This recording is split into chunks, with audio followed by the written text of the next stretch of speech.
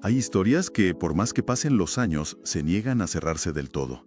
Y la de Lucha Villa es una de ellas. Desde luego. Es una de esas historias que se quedan ahí, latentes. Hoy vamos a sumergirnos en un misterio que tiene una pregunta central, casi dolorosa, diría yo. Sí. ¿Cómo es posible que una de las voces más potentes e indomables de México, una mujer que construyó su leyenda a base de no callarse ante nadie, termine desapareciendo de la vida pública en el más absoluto de los silencios? Es que el contraste es brutal. Y es una historia que muchos daban por zanjada, ¿sabes? Como una triste nota a pie de página en una carrera legendaria. Pero todo cambia. Y cambia en enero de 2025. Sí, de repente el gobierno, con una autorización firmada por Omar García Harfuch, pone en marcha algo totalmente inesperado. Una revisión de documentos privados relacionados con la cantante. Y claro, eso lo reabre todo. Esta es la base de nuestro análisis de hoy. Tenemos acceso a los informes de esa investigación, a notas, a documentos legales, médicos. Sí. La misión es intentar reconstruir qué ocurrió en los 14 años que siguieron a un momento que lo cambió todo para siempre. Una cirugía, en teoría rutinaria, en marzo de 2012. Claro, porque la justificación oficial de la investigación sonaba muy burocrática. Preservación del patrimonio cultural. Claro, algo muy genérico. Pero el trasfondo era mucho más profundo y humano. Lo que de verdad se buscaba era arrojar luz sobre las circunstancias que rodearon la pérdida total de autonomía de Lucha Villa. Separar el mito de la realidad. Justo. Por un lado, teníamos a Lucha Villa, el símbolo, el ícono de la fuerza. Y por otro, a Luz Helena Ruiz Bejarano, la mujer real, que en 2025 tenía 89 años y vivía completamente aislada del mundo en San Luis Potosí, bajo el cuidado de su familia. Para entender la verdadera magnitud de ese silencio final, creo que es fundamental que primero entendamos el poder que tenía su voz, el ruido que era capaz de hacer. Totalmente. Es una historia casi de película, ¿no? Nace en 1936 en Ciudad Camargo, Chihuahua, en una familia muy humilde. Humildísima. Y desde niña ya apuntaba maneras. No era solo la voz, que era un cañón, era el carácter. Ah. Cuentan que no aceptaba un no por respuesta y que no soportaba que le dieran órdenes. Con esa personalidad, imagínate. Claro. Se planta en Ciudad de México con 17 años, sola, sin un peso, y empieza a buscarse la vida cantando en antros y cantinas. Un mundo, absolutamente dominado por hombres. Ahí es donde se forja la coraza, supongo. Esa actitud que la definiría toda su vida. Ese mensaje de a mí no me van a pisotear, no me van a usar y, desde luego, no me van a callar. Totalmente. Pero lo fascinante es ver el momento exacto en que esa actitud se convierte en arte, en un himno. ¿Y cuál es ese momento? Llega el 1961, cuando graba La Media Vuelta de José Alfredo Jiménez. Hay que entender el contexto. En la ranchera las mujeres cantaban desde la súplica, desde el dolor del abandono. Sí, siempre desde el papel de víctima. Exacto.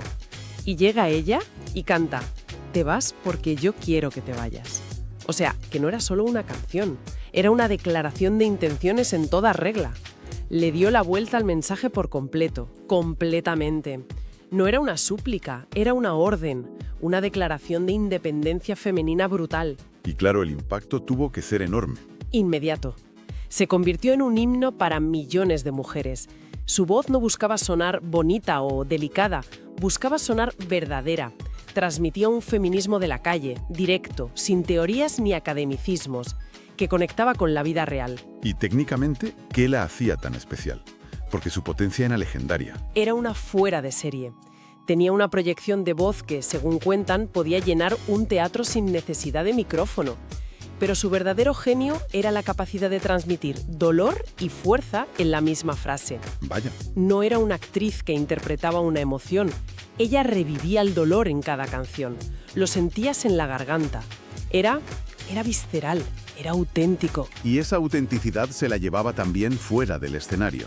Los documentos y testimonios de la época la pintan como una mujer complicada para la industria. Complicadísima para los estándares machistas de la época. Era directa hasta decir basta. No toleraba una falta de respeto. He leído alguna anécdota de esas. Son famosas, sí. Parando programas de televisión en directo para confrontar a presentadores que habían hecho un comentario machista. Eso, como te puedes imaginar, le generó una legión de admiradores incondicionales. Pero también enemigos muy poderosos. Claro, enemigos que no le perdonaban esa audacia. ¿Y esa misma forma de ser, ese control, la aplicaba a su carrera? Absoluto y total. Marcada por sus orígenes humildes, desarrolló una obsesión por la independencia financiera. Ella negociaba sus propios contratos, revisaba cada cláusula y cuidaba su dinero de una forma casi enfermiza. La autonomía no era negociable. Ni la artística ni la económica. Eran sagradas. Y supongo que ese control absoluto sobre su vida y su dinero es la clave para entender la dimensión de la tragedia que vino después, ¿no? Es el corazón de la historia. Su identidad estaba íntimamente ligada a su capacidad de decidir, a su autonomía. Perder el control sobre su carrera y su patrimonio no era simplemente una pérdida económica. Era perderse a sí misma. Era como si le arrebataran una parte fundamental de su ser, de quién era Lucha Villa. Y si a esto le sumas una vida personal, que era de todo menos tranquila, matrimonios, divorcios conflictivos, hijos, tienes un cóctel de tensiones familiares que, con el tiempo, pesaría muchísimo. Toda esa fuerza, todo ese control, choca de frente con lo que empieza a pasar a principios de los años 2000. Su salud empieza a fallar. Sí, empieza un deterioro físico evidente. La artritis se vuelve muy agresiva, el dolor es constante. Cantar en vivo, que era su vida, se convierte en un esfuerzo titánico, casi una tortura. Y empieza a retirarse. De forma gradual, reduce las galas, las apariciones públicas. Es una decisión personal, lógicamente, pero forzada por sus propios límites físicos. Su nombre empieza a sonar más a leyenda que a un artista en activo. Pero incluso antes del desastre de la cirugía, en los documentos que se revisaron en 2025, ya se olía que algo no iba bien en su círculo íntimo, ¿verdad? Ya había tensiones. Sí, y aquí es donde la historia se vuelve turbia y muy preocupante. Años antes de la operación, ya existían disputas silenciosas, soterradas, sobre quién controlaba sus finanzas. Vaya. Y lo más grave es que hubo alertas que, a la luz de lo que pasó después, parecen haber sido completamente ignoradas. ¿Alertas? ¿De qué tipo? Hay testimonios de algunas personas que la visitaron en esa época, entre 2008 y 2011, que cuentan que la propia Lucha les expresaba su preocupación. Decía textualmente que se estaban tomando decisiones sobre su dinero sin consultarla. Pero El problema es la ambigüedad de la situación. No está claro si su entorno tomó estas quejas en serio o si simplemente las descartaron como una confusión propia de su edad y de su estado de salud. Pero es una disyuntiva terrible. Porque si las alertas eran reales y fundadas, significa que nadie de su confianza hizo nada para protegerla. Claro, Y si eran producto de un deterioro cognitivo. significa que alguien ya estaba tomando decisiones por ella. Exacto. En ambos escenarios el resultado es el mismo. La mujer que había luchado toda su vida por el control ya lo estaba perdiendo. Y entonces, en medio de esa atmósfera, llegamos a marzo de 2012. El momento que lo cambia todo. Lucha Villa ingresa en un hospital para una cirugía que su entorno describe como rutinaria. Y aquí empieza el gran agujero negro de esta historia. No hay información clara. Es un muro de silencio. No se conoce oficialmente el hospital, ni el nombre del cirujano, ni, lo que es más importante, quién autorizó la intervención en su nombre. Las versiones además eran contradictorias. Sí, unos decían que era una cirugía de cadera, otros que un procedimiento gastrointestinal. Lo único que se sabe a ciencia cierta es el desenlace. Algo durante la operación sale terriblemente mal. Y la mujer que entra al quirófano, esa Lucha Villa fuerte y lúcida, aunque físicamente mermada, simplemente desaparece. Desaparece. Sale del hospital con daños que los informes posteriores califican de profundos e irreversibles. Y lo que sigue es aún más desconcertante. Se habla de negligencia, de falta de oxígeno al cerebro. Pero nunca, jamás se presenta una demanda formal por mala praxis. No hay una investigación oficial. Lo cual es increíblemente extraño, tratándose de una figura de su calibre. ¿Cómo es posible que nadie exigiera respuestas? Pues aquí es donde entra en juego una de las teorías más plausibles que se desprenden de la investigación, aunque no se pueda confirmar al 100%. A ver, La existencia de un posible acuerdo financiero confidencial. Un arreglo extrajudicial entre la familia y el hospital. un momento. ¿Un acuerdo económico para comprar el silencio? Mm. Eso lo explicaría todo. Prover una negligencia médica en los tribunales es un proceso larguísimo, carísimo y muy difícil de ganar. Un acuerdo te da una compensación y a cambio firmas una cláusula de confidencialidad. Exacto.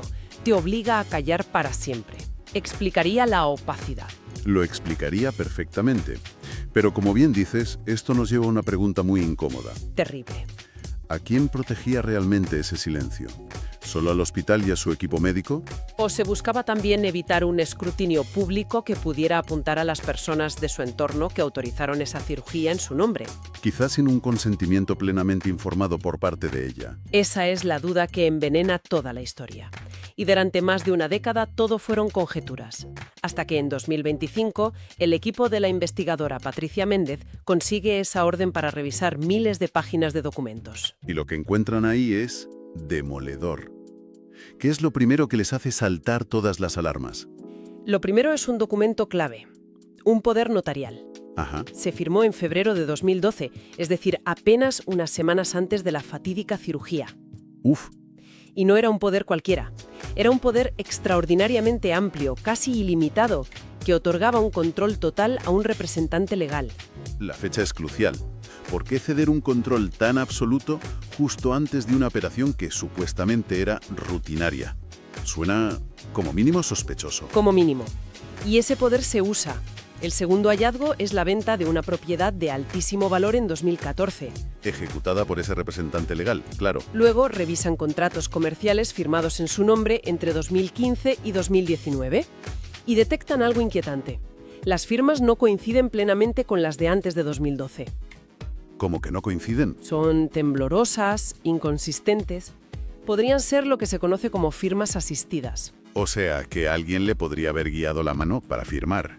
Lo que pone en duda, de nuevo, si existía un consentimiento real. Exacto. Y la traca final de los documentos financieros son unas modificaciones a su testamento, hechas en 2016. Se altera la distribución de bienes, favoreciendo claramente a ciertos herederos sobre otros. Y la pregunta vuelve a ser la misma. Claro, ¿tenía ella la capacidad legal y cognitiva para comprender el alcance de lo que estaba afirmando? Todo esto dibuja un patrón muy preocupante. Pero la prueba definitiva, la pistola humeante, tenía que estar en los informes médicos. Cuando por fin los consigan, ¿qué revelan? Pues confirman para empezar que fue una operación de cadera. Y lo más importante, detallan la existencia de complicaciones graves durante la anestesia. ¿Vale? En un momento dado, su presión arterial cayó a niveles peligrosamente bajos.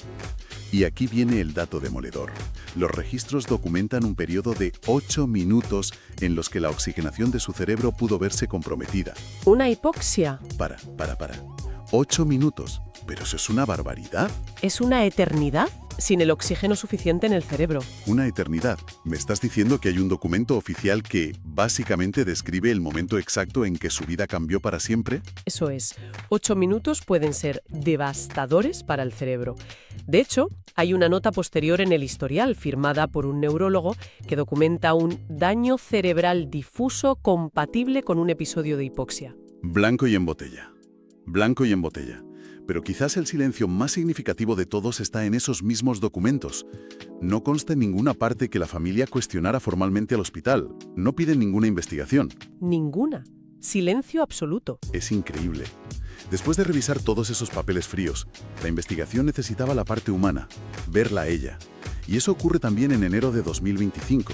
Sí, Patricia Méndez visita la casa de San Luis Potosí acompañada de un trabajador social. Y la escena que describen es desoladora. ¿Qué encuentran? Es una casa modesta, muy limpia, muy ordenada, y la encuentran a ella, a Luz Helena, sentada en una silla de ruedas. Físicamente está frágil, pero se ve que está cuidada. Pero lo más duro es su estado. No hay respuesta verbal a ninguna pregunta. No hay reconocimiento en su mirada. Es una ausencia total. ¿Y cuál es la conclusión profesional de esa visita? La evaluación del trabajador social es clara. Físicamente no hay signos de abuso o de negligencia. Parece estar bien atendida. Pero cognitivamente el vacío es completo. Y con eso la investigación se cierra. Sí, la conclusión es profundamente triste. No hay evidencia de un delito criminal actual que justifique una intervención mayor. El caso, eso sí, evidencia unos vacíos legales preocupantes en la protección de los adultos mayores vulnerables. Y el gobierno, que fue quien inició todo, ¿cómo cierra el asunto? Con un comunicado final del Archivo General de la Nación brevísimo y muy medido. Un texto que confirma que estaba siendo cuidada por su familia y que se habían preservado materiales de valor histórico. Pero deliberadamente evita todas y cada una de las preguntas incómodas sobre cómo y por qué llegó a ese estado. Echan tierra sobre el asunto. Así que al final nos quedamos con ese contraste brutal con el que empezamos. Por un lado, la leyenda, luchadilla, el símbolo de la dignidad, y por otro, la mujer real, Luz Helena, vulnerable, dependiente y silenciada. Las preguntas esenciales siguen flotando, pero ahora duelen más, ¿no? ¿Hubo negligencia? ¿Era necesaria esa cirugía? ¿Quiénes tomaron el control de su vida? ¿Lo hicieron por amor o por interés? Esas son las preguntas que probablemente nunca tendrán una respuesta definitiva. Y creo que esa es la tragedia final. No es solo la pérdida de su voz artística, que es inmensa. La incapacidad de poder contar su propia historia. Al final, el caso de Lucha Villa nos obliga a pensar en esa línea tan delgada, y a menudo tan borrosa, que separa el acto de proteger a un ser querido del acto de controlarlo. Y nos deja con una reflexión final, casi como una advertencia. Sí, una advertencia sobre la fragilidad que puede esconderse detrás de la mayor fortaleza, sobre la vulnerabilidad de aquellos que, después de pasarse una vida entera luchando, llegan a un punto en el que ya no pueden defenderse por sí mismos. Y es ahí, en ese momento de máxima debilidad, donde se demuestra la verdadera naturaleza de quienes los rodean.